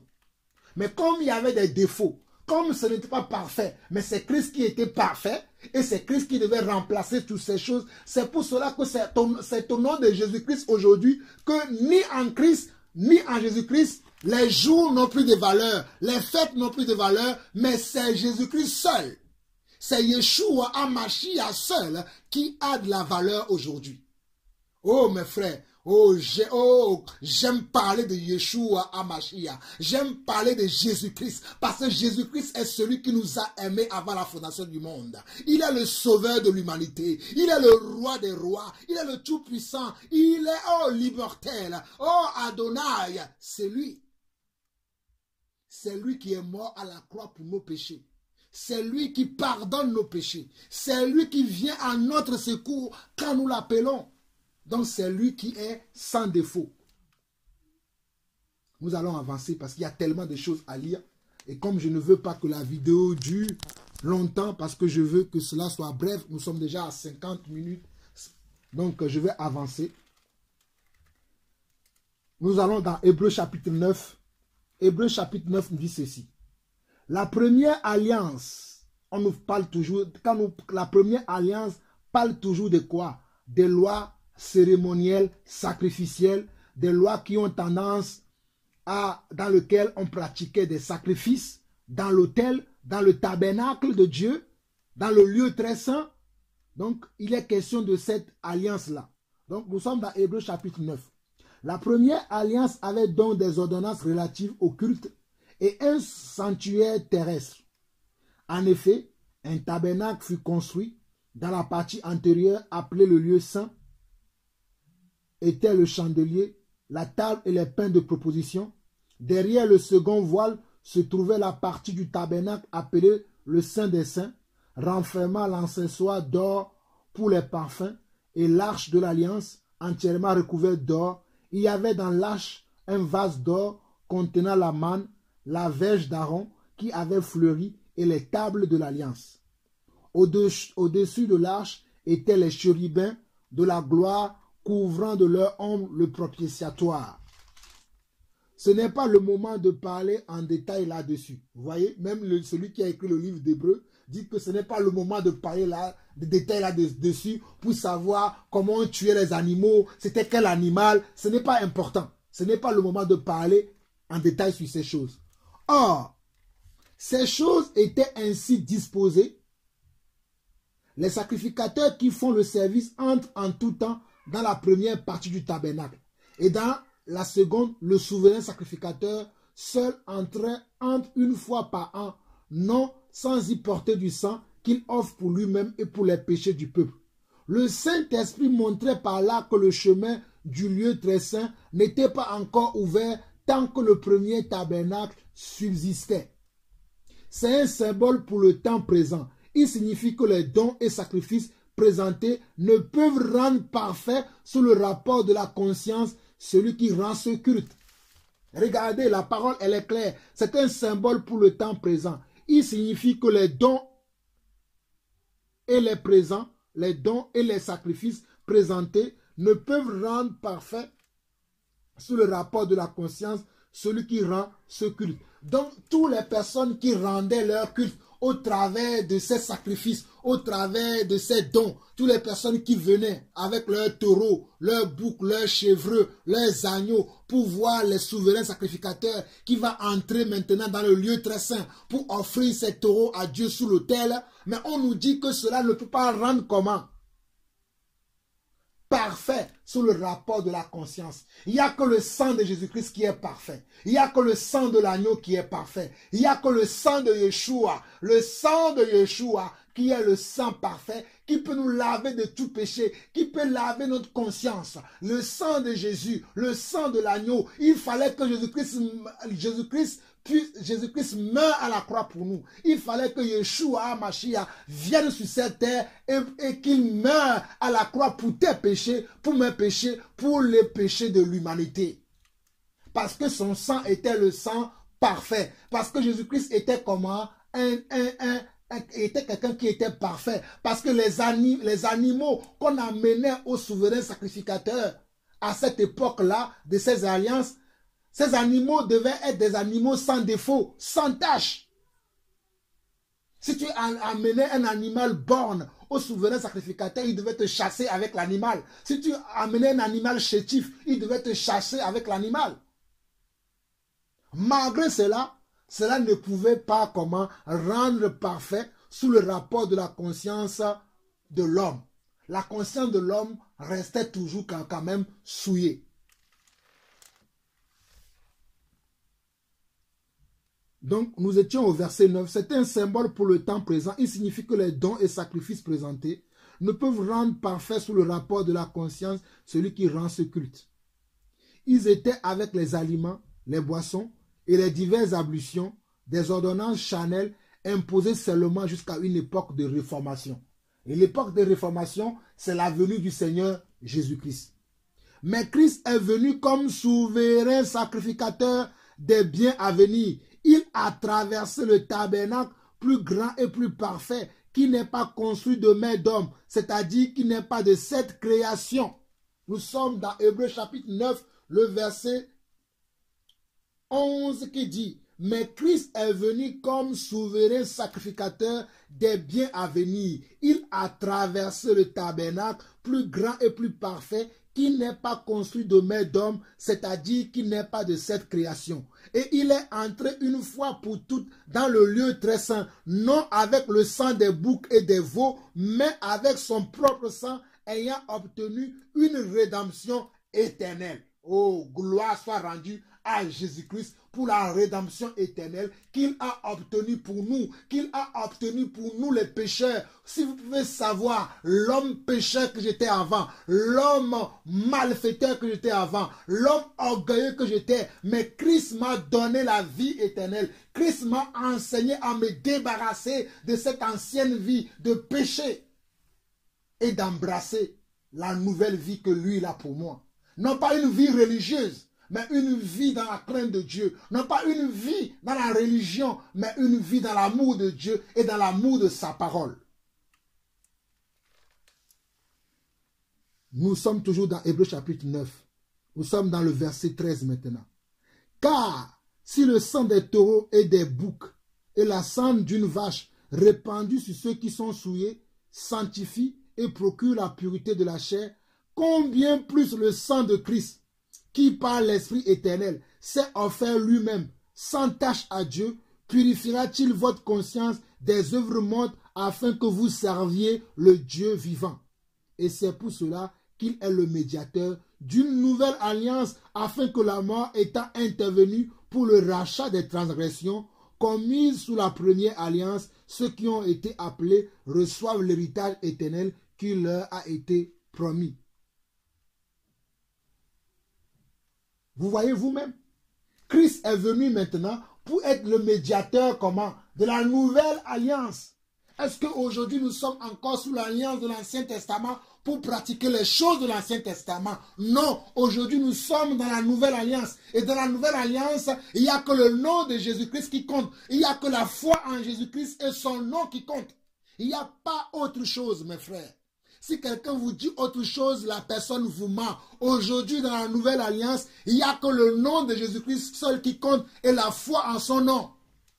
C'est pour cela que Jésus-Christ lui-même va dire en Luc chapitre 18 que lorsqu'il reviendra, est-ce qu'il trouvera la foi sur la terre? La foi comment? La foi en lui, la foi à son nom, la foi à ses œuvres, la foi à ce qu'il a dit, la foi à ce qu'il a accompli. Est-ce que tu as la foi à ce que Jésus a accompli pour toi? As-tu la foi en Christ aujourd'hui? As-tu la foi au sacrifice que Jésus a fait pour toi? Tout dépend de ta foi en Christ aujourd'hui. Tu ne dépends plus des fêtes. Tu peux fêter 1000 fois la fête de la Pâque, la fête de Toussaint, la fête de Pentecôte, la fête d'Assomption, la fête de Noël, la fête de Nouvel An. Mais si tu n'as pas foi en Dieu, si tu n'as pas une relation personnelle avec ton Dieu, crois-moi mon frère, tu seras un religieux qui ne connaît pas le Seigneur. Et en fin de compte, le Seigneur Dieu te dira, éloigne-toi de moi, je ne te connais pas. Parce que depuis que tu as été sur terre, tu n'as jamais cherché à me connaître. Tu n'as jamais cherché à connaître mes voies. Tu n'as jamais cherché à connaître mes volontés. Alors que la volonté de Dieu, les voies de Dieu se trouvent dans sa parole qui est la Bible. Dieu nous parle au travers de sa parole. C'est pour cela que dans Romains chapitre 10, la Bible dira que comment les gens croiront-ils s'il n'y a pas ceux qui sont appelés? Comment les gens croiront-ils? C'est pour ça que Dieu a appelé les uns comme apôtres, les autres comme prophètes, les autres comme évangélistes, les autres comme docteurs et pasteurs, afin qu'on puisse apporter le message. Mais sachez qu'il y a des bons pasteurs et des faux pasteurs. Sachez qu'il y a des pasteurs qui sont appelés selon Dieu, qui enseignent selon Dieu, qui enseignent la saine doctrine, qui enseignent les voies de Dieu, qui enseignent la marche à suivre de Dieu, et d'autres qui vous enseignent le monde. À vous maintenant de choisir ce que vous voulez suivre. Si vous voulez suivre ceux qui enseignent le monde, vous êtes libre. Si vous voulez suivre ceux qui enseignent la vie de Dieu, la parole de Dieu, l'amour de Dieu, la façon de Dieu de faire les choses, c'est à vous aussi de choisir. Chacun est libre aujourd'hui. Mais sachez simplement qu'à un jour, Dieu jugera tout le monde. Que ce soit ceux-là qui sont appelés pour enseigner la parole de Dieu, que ce soit les hommes et les femmes sur cette terre, tout le monde passera devant le tribunal de Christ. Mais quand tu passeras devant le tribunal, qu'est-ce que le Seigneur Dieu peut dire de toi? Puisque pendant que tu étais sur terre, as-tu cherché Dieu? As-tu cherché Dieu lorsque tu étais sur terre? Donc il est temps pour toi aujourd'hui de chercher Dieu et de connaître sa volonté. Il est temps pour toi que tu fuis la religion, mais que tu arrives à rencontrer Dieu. Oh, il faut que tu rencontres Dieu. Je connais quelqu'un dans la vie qui s'appelle Zachée. Zachée qui était petit de taille, mais il a voulu rencontrer Dieu. Et comme il a voulu rencontrer Dieu, qu'est-ce qu'il a fait? Oh, il s'est préparé pour rencontrer Dieu. Il a vu qu'il y avait beaucoup de personnes autour de Jésus-Christ. Et à cause de sa taille, il ne pouvait pas voir Jésus. Donc il a fait quoi? Il s'est préparé. La préparation qu'il a fait? Il est monté dans un sycomore. Afin que lorsque Jésus-Christ passe, pour que Jésus-Christ puisse le voir. Que fais-tu toi pour que Jésus-Christ puisse te voir? Que fais-tu pour que Jésus-Christ puisse voir ta foi? Que fais-tu mon frère? Que fais-tu ma soeur? Tu continues à vivre dans le monde comme tout le monde, comme monsieur tout le monde, mais tu n'as pas le droit de vivre cette vie. Car crois-moi, ou si tu le veux, si tu ne veux pas croire, fais comme tu veux. Mais il y a un jour où Dieu te dira, tu as vécu sans moi. Tu as vécu sans avoir cherché celui qui t'a créé. C'est moi qui t'ai créé. Tu as vécu sans me chercher. Tu as vécu selon toi-même. Tu as vécu selon les principes de ce monde et selon mes principes. Alors éloigne-toi de moi. Ce sera trop tard pour toi. Mais aujourd'hui, si tu écoutes cette parole, aujourd'hui, si tu entends sa voix, n'endurcis pas ton cœur, va vers Jésus-Christ. Il a les bras ouverts aujourd'hui pour t'accueillir. Il veut accueillir tous ses enfants. Il veut accueillir tout le monde. Oh, il dit, venez à moi, vous tous qui êtes fatigués et chargés de vos péchés. Venez et moi, je vais vous soulager. C'est ce que lui-même, il a dit. Il n'a pas dit, allez dans les églises. Il a dit, venez à moi. Aujourd'hui, les gens pensent que c'est l'église qui sauve. Il n'y a pas d'église, ce n'est pas l'église qui sauve. C'est toi qui dois chercher Christ pour devenir l'église. Parce que l'église veut dire quoi? Quelqu'un en qui l'Esprit de Dieu habite. Le mot église veut dire quelqu'un qui est sorti du monde, qui est sorti du système du monde. C'est ça ce que veut dire le mot église, ecclésia. Ecclésia veut dire quelqu'un qui est appelé à sortir du monde et à rentrer dans le royaume de Dieu. Ecclésias veut dire quelqu'un qui est appelé à sortir du monde, à sortir du système mondain, à sortir du système des traditions et à venir dans le royaume de Dieu et à embrasser la pensée de Dieu, la mentalité de Dieu, les convictions de Dieu et à marcher selon ses convictions. C'est ça ce qui veut dire l'église. Mais aujourd'hui, on nous a dit que l'église, c'est d'aller à l'église le dimanche et tu seras sauvé. Mon frère, tu peux aller à l'église 7 jours sur 7, mais si tu ne connais pas le véritable Dieu, si tu ne connais pas la véritable parole de Dieu, tu seras perdu parce que tu n'as jamais cherché à le connaître. Tu t'es laissé berner, tu t'es laissé duper, tu t'es laissé tromper. Dieu te dira, je t'ai donné la sagesse. J'ai envoyé des vrais prédicateurs sur la terre. J'ai envoyé mes envoyés pour vous prêcher l'évangile, mais vous n'avez jamais aimé écouter la vérité. Et Dieu te dira, éloigne-toi de moi. La fête de la Pâque, comme elle est faite dans le monde aujourd'hui, n'est pas de Dieu. Ne fêtez pas ces fêtes païennes en croyant que vous célébrez le Seigneur. Nous revenons dans Hébreux chapitre 9. Le verset 16 dit, nous sommes dans Hébreux chapitre 9, le verset 16 dit, car là où il y a un testament, il est nécessaire que la mort du testataire soit constatée. Car là où il y a un testament, il est nécessaire que la mort du testateur soit constatée. Un testament, en effet, n'est valable qu'en cas de mort, puisqu'il n'a aucune force tant que le testateur vit. Voilà pourquoi c'est avec du sang que même la première alliance fut inaugurée. Ah, on nous parle de la première alliance. La première alliance, c'était quoi? C'était celui de Exode chapitre 12 où le Seigneur avait dit à son peuple que vous allez mettre le sang de comment? des chevreaux et des agneaux sur les linteaux de votre porte. C'est ça qui avait inauguré la première alliance. La première alliance a été inaugurée par le sang. Oh my God. Oh, alléluia. Merci Seigneur pour la révélation de ta parole. La première alliance avait été inaugurée par le sang. Donc la deuxième alliance qui est bâtie, qui est construite sur Jésus-Christ devait être aussi inaugurée par quoi? Par le sang. Par le sang de qui? Le sang de Jésus lui-même. Par le sang de qui? Le sang de celui qui est sans défaut. Le sang de celui qui est sans tache. Le sang de celui qui est sans péché. Jésus-Christ sans péché. La Bible nous dit dans 1 Pierre que dans la bouche de Jésus, il ne s'est jamais trouvé un seul péché, une seule fraude. Donc c'était l'homme parfait. C'était l'homme parfait qui devait nous racheter de notre imperfection. Jésus-Christ, l'agneau immolé. Jésus-Christ, l'agneau de Dieu. Jésus-Christ, l'agneau parfait. Celui qui nous rachète de nos péchés. C'est lui qui nous rachète de nos péchés. C'est lui qui nous rachète de nos péchés. C'est lui qui est le chemin, la vérité et la vie. On continue. Nous sommes toujours dans Hébreux chapitre 9. Je vais lire du verset 16 jusqu'au verset... Bon, jusqu'à ce que le Seigneur m'arrête. Car là où il y a un testament, il est nécessaire que la mort du testataire soit constatée.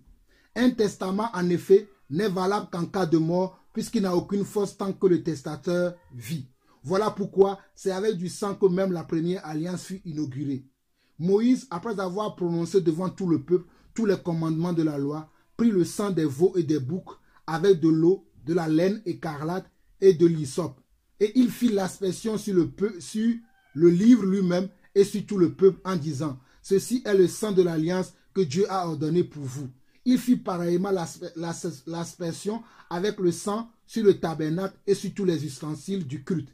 Et presque tout, après la loi, est purifié avec du sang. Et sans effusion de sang, il n'y a pas de pardon. Oh, et presque tout, avait été purifié avec le sang. Et sans effusion de sang, il n'y a pas de pardon de péché. C'est pour ça que le sang de Jésus nous purifie de tout péché. Le sang de Jésus nous purifie de tout péché. Alléluia. Verset 23. Il est donc nécessaire, puisque les images des choses qui sont dans les cieux devaient être purifiées, de cette manière que les choses célestes elles-mêmes le soient par des sacrifices plus excellents que ceux-là. Car Christ n'est pas entré dans un sanctuaire fait de mains d'hommes en imitation du véritable, mais il est entré dans le ciel même afin de comparaître maintenant pour nous devant la face de Dieu. Et ce n'est pas pour s'offrir lui-même plusieurs fois qu'il est entré comme le souverain sacrificateur entre chaque année dans le sanctuaire, mais pour offrir un autre sang que le sien. Autrement, il aurait fallu qu'il ait souffert plusieurs fois depuis la création du monde. Mais maintenant, à la fin des siècles, il a paru une seule fois pour effacer le péché par son sacrifice. Christ a paru une seule fois pour effacer le péché par son sacrifice. Et comme il est réservé aux hommes de mourir une seule fois, après quoi vient le jugement, de même, Christ s'est offert une seule fois pour porter les péchés de beaucoup d'hommes, apparaîtra sans péché une seconde fois à ceux qui l'attendent pour leur salut. Regardez bien. Et comme il est réservé aux hommes de mourir une seule fois, il est réservé aux hommes de mourir une seule fois. Toi qui m'écoutes, qui n'est pas encore mort, qui est encore vivant, tu as encore l'occasion aujourd'hui de te racheter de ton ancienne vie, de te racheter de ta vie de péché, de te racheter de tes bassesses et rentrer maintenant dans le plan de Dieu, dans la volonté divine. Verset 28. De même, Christ s'est offert une seule fois pour porter les péchés de beaucoup d'hommes, apparaîtra sans péché une seconde fois à ceux qui attendent pour leur salut. Jésus-Christ apparaît une seconde fois à ceux qui attendent pour leur salut. Je ne sais pas si j'ai le temps pour parler du chapitre 10. Non, je vais laisser le chapitre 10, mais je vous conseille vous-même de méditer le chapitre 10 pour comprendre que Christ est la fin de la loi. Christ est la fin des lois cérémonielles. Christ est la fin de la loi cérémonielle. Je vais vous lire simplement quelques versets Bon, on va perdre le temps. On va perdre le temps. Mais vous-même, vous lirez Hébreux chapitre 10. Allons dans 1 Corinthiens chapitre 5. 1 Corinthiens chapitre 5 pour terminer en beauté cet enseignement, ce partage. 1 Corinthiens chapitre 5 à partir du verset 6 dit ceci. C'est bien à tort que vous vous glorifiez. Ne savez-vous pas qu'un peu de levain fait lever toute la pâte? Ne savez-vous pas qu'un peu de levain fait lever toute la pâte? Tout à l'heure, je vous parlais comment du levain. Que le levain, quand on fêtait la fête de la Pâque, selon la loi hébraïque, selon les pratiques juives, c'était une fête qui était célébrée pendant 7 jours. Et pendant cette fête, on ne mangeait pas du levain. Toute la nourriture dans laquelle on pouvait trouver du levain, on ne le mangeait pas pendant 7 jours-là. Signe de comment? De pureté devant le Seigneur. Signe de comment? Signe de repentance. Signe de bonne attitude devant le Seigneur notre Dieu. Mais si vous voyez dans le cœur de tout le monde aujourd'hui qui fête de la Pâque aujourd'hui, vous-même, imaginez le cœur de toutes les églises, tous les religieux aujourd'hui qui ont fêté cette fête, qui disent qu'ils fêtent la Pâque, bonne fête de Pâque, bonne fête de ceci, Pâque de ceci. Allez voir dans leur cœur. Déjà, ils ne respectent pas cette fête comme cela a été fait dans la Bible. Et si vous voyez dans leur cœurs sont remplis de péchés, d'animosité, de méchanceté, de jalousie, d'envie, de médisance, de moquerie, de raillerie. Et ils disent qu'ils fêtent la fête de Pâques. On ne se moque pas de Dieu. Ce qu'on sème, on le récolte. Donc, il dit, c'est bien à tort, nous sommes dans 1 Corinthiens chapitre 5, le verset 6 dit, c'est bien à tort que vous vous glorifiez. Ne savez-vous pas qu'un peu de levain fait lever toute la pâte? Faites disparaître le vieux levain, afin que vous soyez une pâte nouvelle, puisque vous êtes sans levain, car Christ, notre Pâque, a été immolé. Célébrons donc la fête, non avec du vieux levain, non avec un levain de malice et de méchanceté, mais avec les pains sans levain de la pureté et de la vérité. Vous allez me dire, pourquoi vous lisez ça? Regardez, pour comprendre pourquoi l'apôtre Paul parle de ça, regardez à partir du premier verset. On nous dit, on entend dire généralement qu'il y a parmi vous de la débauche, et une débauche telle qu'elle ne se rencontre même pas chez les païens.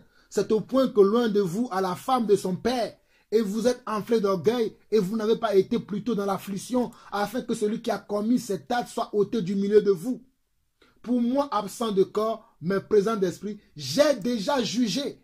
Un mot que les chrétiens n'aiment pas entendre aujourd'hui, le jugement. Oh, que c'est Dieu qui juge. Mais nous, en tant qu'enfants de Dieu, nous avons aussi le droit de juger. Paul va dire, j'ai déjà jugé comme si j'étais présent celui qui a commis un tel acte. Au nom du Seigneur Jésus, vous et mon esprit étant assemblés avec la puissance de notre Seigneur Jésus, qu'un tel homme soit livré à Satan pour la destruction de la chair, afin que l'esprit soit sauvé au jour du Seigneur Jésus.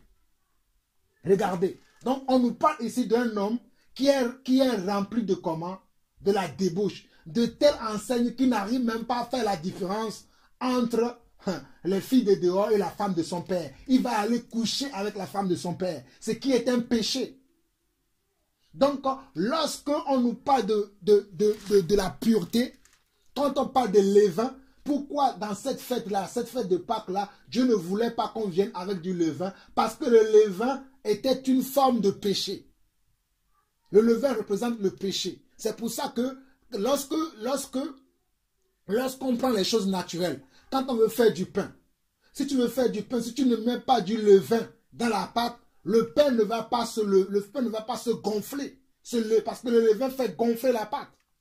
De la même manière que dans le corps du Christ, dans les assemblées, toutes les personnes qui commettent du péché peuvent contaminer le reste du peuple, peuvent contaminer le reste de l'assemblée dans le péché.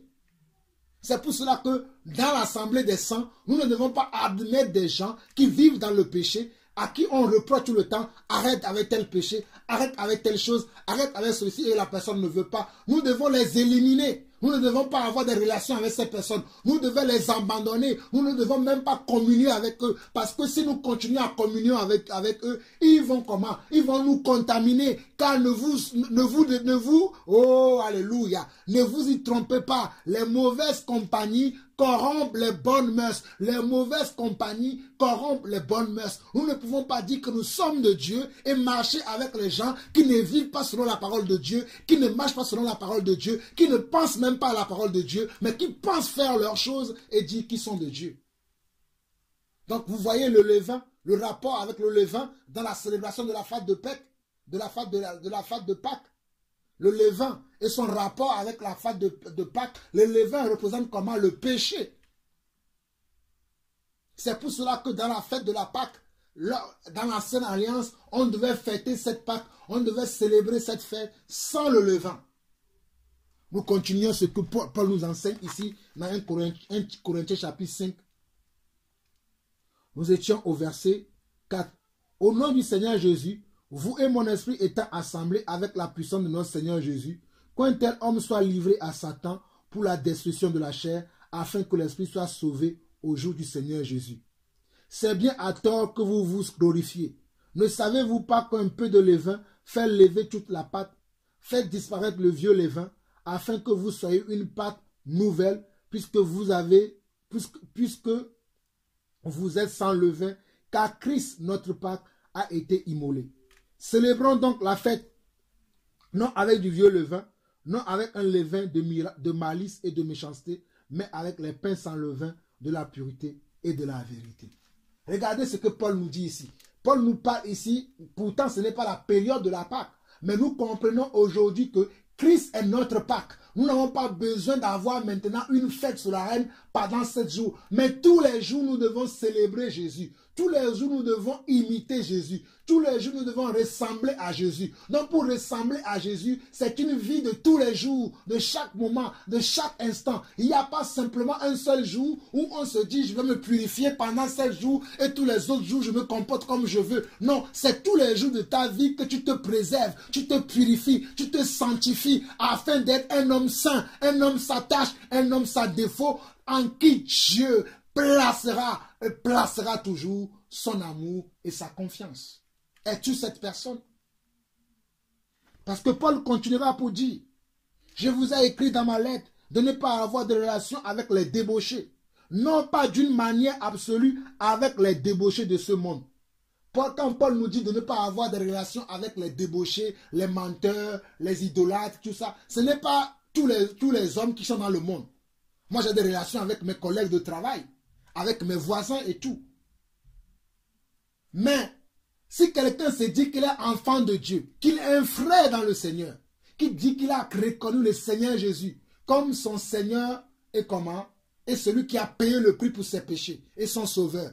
S'il dit qu'il a foi en Christ, il croit que Christ est le chemin, la vérité et la vie. S'il dit que, il aime le Seigneur et que je vois que dans sa vie, il a encore de la débauche, il a encore du mensonge, il a encore du péché. Et à chaque fois qu'on lui dit d'arrêter le péché, il ne veut pas arrêter. On lui dit arrête le péché, arrête telle chose, il ne veut pas arrêter. Voici ce que nous devons faire avec ce genre de personnes. Regardez ce que Paul dit. Je ne vous ai pas écrit dans ma lettre de ne pas avoir de relation avec des débauchés, non pas d'une manière absolue avec les débauchés de ce monde, ou avec les cupides et les ravisseurs, ou avec les idolâtres. Autrement, il vous faudrait sortir du monde. Autrement, il vous faudrait sortir du monde. Nous ne pouvons pas quitter le monde puisque nous avons des collègues antéchrist, nous avons des collègues athées au travail. Ce n'est pas d'eux que l'apôtre Paul parle d'ici. Verset 11, il nous dit maintenant, ce que je vous ai dit, c'est de ne pas avoir de relation avec quelqu'un qui se nomme frère. Quelqu'un qui dit qu'il est un frère dans le Seigneur parce qu'il a la même foi que toi. Il croit que Jésus-Christ est le chemin, la vérité et la vie. Il croit que c'est le sang de Jésus qui purifie. Il croit que c'est Jésus qui a payé, qui a été notre rançon pour la vie éternelle.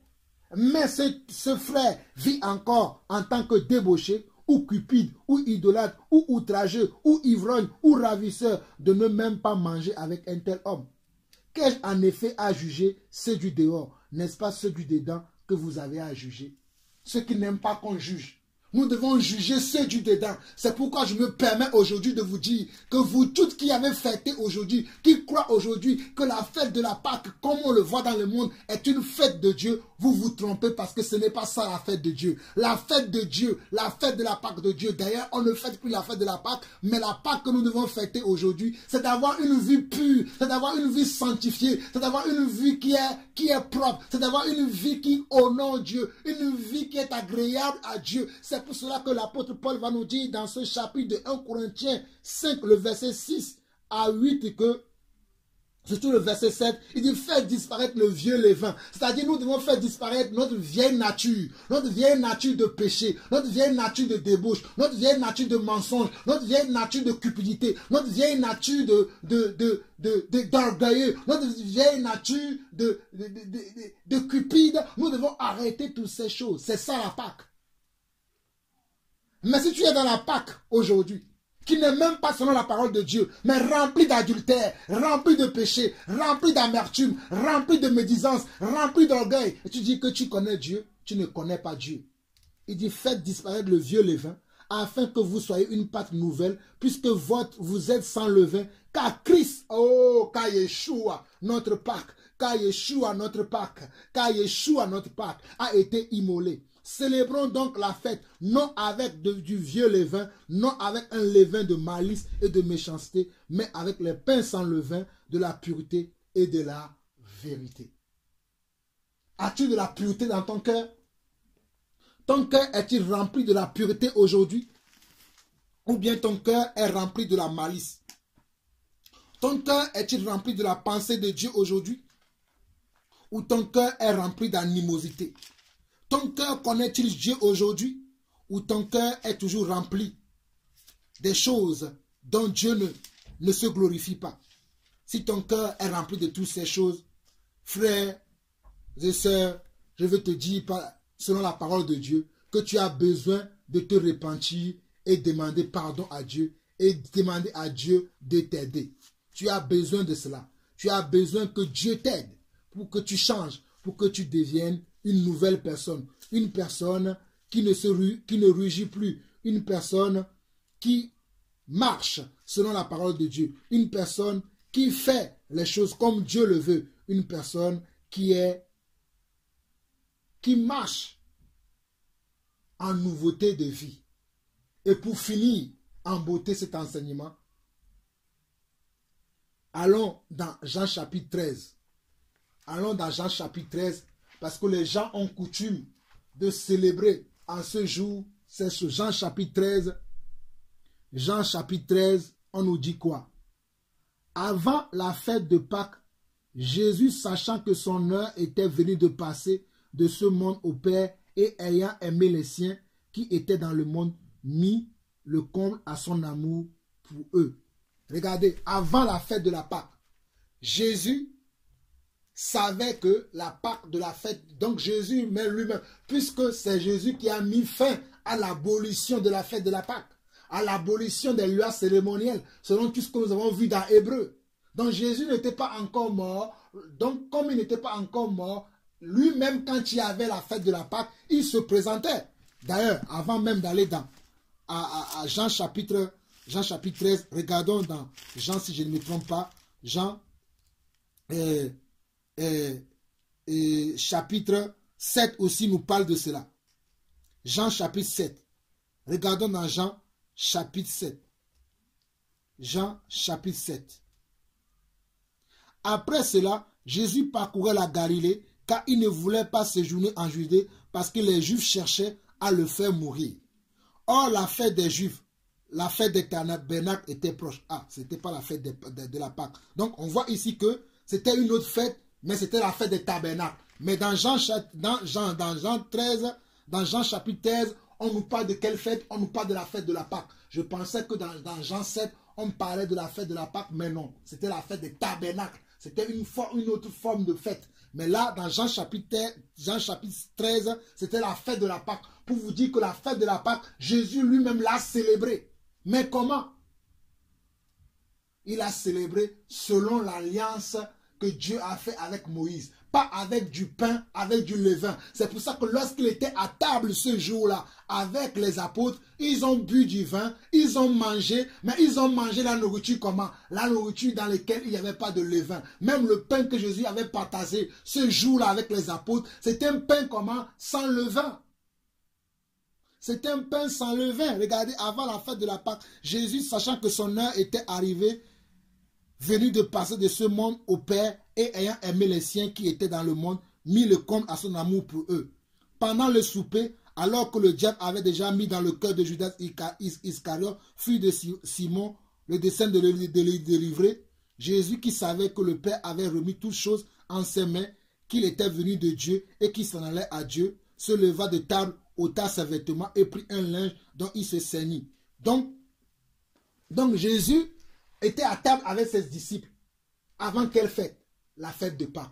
Donc je voulais vous dire simplement que même cette fête-là, Jésus le connaissait et Jésus lui-même l'avait célébrée. Mais maintenant, dans la nouvelle alliance, on ne fête plus la fête de la Pâque parce que selon tous les chapitres que nous avons vus, que vous pouvez vous-même lire à tête reposée pour savoir si ce que je dis est exact, vous ne devez pas dire simplement Amen parce que c'est Jean-Paul Lawson qui a dit. Jean-Paul Lawson n'est pas le chemin, la vérité et la vie. Jean-Paul Lawson n'est pas mort pour vous. Jean-Paul Lawson n'est pas celui qui sait tout. Jean-Paul Lawson connaît en partie. Jean-Paul Lawson a reçu simplement une petite grâce, une infime grâce de la part du Seigneur pour pouvoir parler de sa part, pour pouvoir crier, pour pouvoir parler des choses de Dieu. Mais Jean-Paul Lawson ne sait tout. Mais Jean-Paul Lawson t'encourage.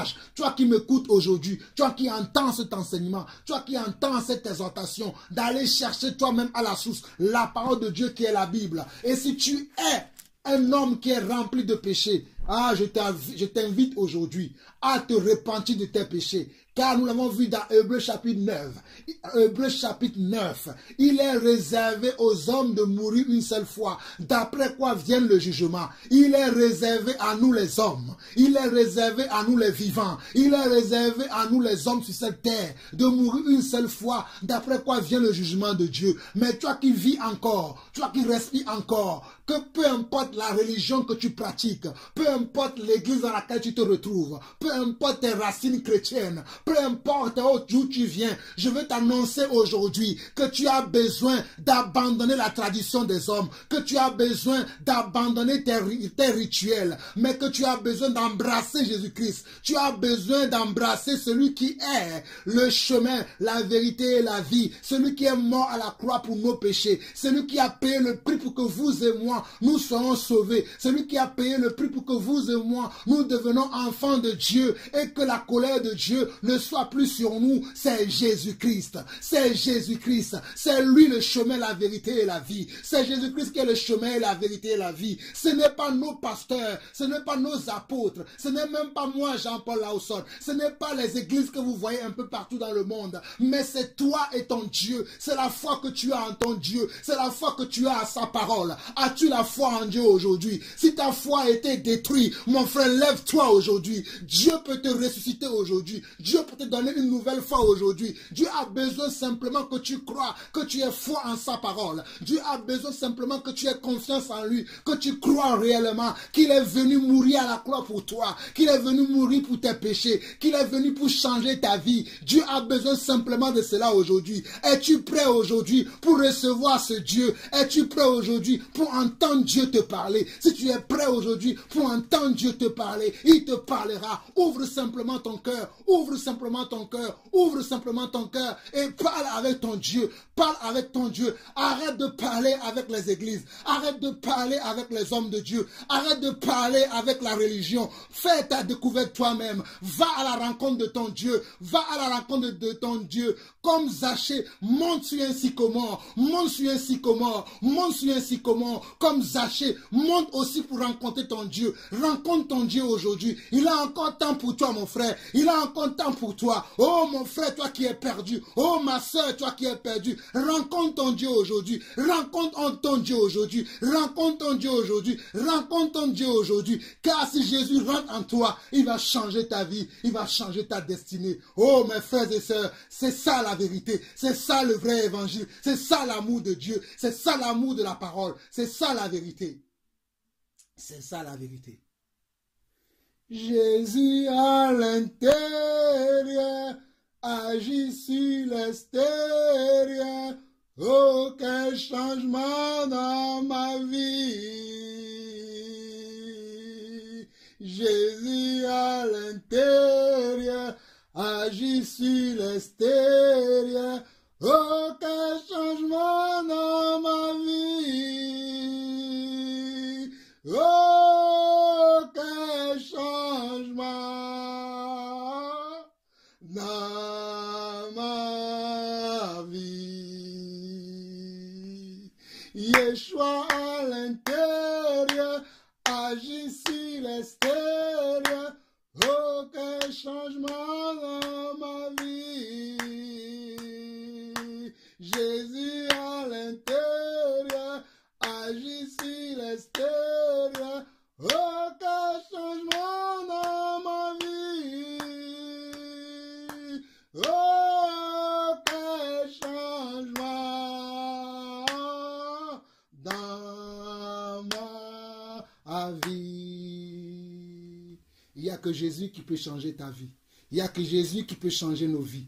Il n'y a que Jésus qui peut changer ta destinée. Il n'y a que Jésus qui peut changer ta famille. Il n'y a que Jésus qui peut changer la vie de tes enfants. Il n'y a que Jésus qui peut changer la vie de ton épouse ou de ton époux. Il n'y a que Jésus qui peut changer la vie, oh, ta destinée, tout ce que tu veux dans cette vie. Il n'y a que Jésus qui peut te changer. Il n'y a que lui seul qui a le pouvoir de te donner la vie et de te l'ôter. Il n'y a que lui qui a le pouvoir. Il est l'alpha et l'oméga. Il est le commencement et la fin. Il est le début et la fin. Il est celui qui dit qu'il est. Oh, alléluia. Il est l'oméga. Il est l'alpha. Crois-tu en lui? Crois-tu en sa destinée? Crois-tu au sacrifice qu'il a fait sur la croix pour toi? Crois-tu au sacrifice qu'il a fait sur la croix pour toi? Crois-tu au sacrifice? Si tu crois à ce sacrifice-là, tu verras la vie éternelle. Sors de ta rébellion, sors de la religion et va à la rencontre de ton Dieu. Frères et sœurs, c'était la voix de votre frère, votre bien-aimé Jean-Paul Lawson. Soyez énormément, richement, pleinement bénis en Yeshua. Yeshua Hamashiach, Jésus-Christ de Nazareth. À très très bientôt. Au revoir.